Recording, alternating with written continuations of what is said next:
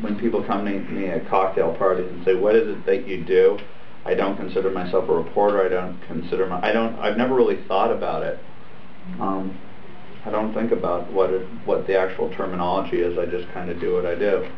So you wouldn't characterize yourself as a member of the media or a journalist? Activist? How could I say that I'm not a member of the media? That would be absurd not to.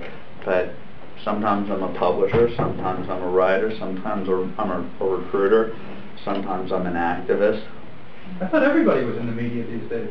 Yeah, we all are. That's what the beauty of the last 2 months has been. I think that ever since Drudge and Lewinsky, we were heading on a collision course with the mainstream media, and I think it started with Rush, quite frankly. I think that he opened it up. But I think with Drudge's success and the way that it was pitted against Newsweek, that they were withholding the information.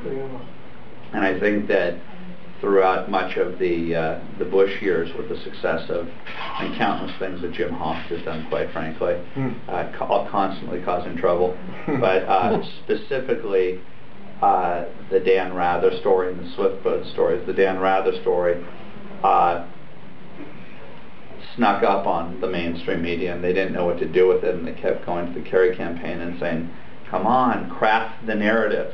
The narrative is now working against us right now. You need to give us the information."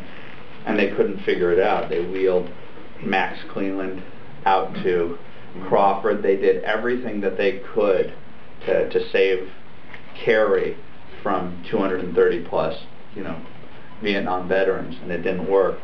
And so they crafted in the post-election, after the fall of Dan Rather, which was a significant victory for the people's media, they crafted from 2004 to 2008 a new firewall to protect them. That was the Huffington Post, sorry. Media Matters. Media Matters, and these were created to be a firewall to protect the mainstream media from future Swiftboat stories. So, having constructed that firewall to a great extent, I realized, kind of like when they bring in a security guy to take down the bank. I thought, how do you create something that can go above the firewall or around the firewall? And the approach in the Acorn story was to create a tsunami, to make it just go so high over it that they didn't know what happened. That I just remember watching this play out, and I didn't realize that the tsunami would be so much higher.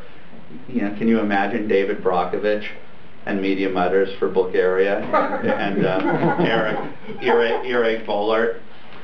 Can you imagine them attempting to stop this? Could you imagine? What was that? What was that? What is the noise? I don't understand.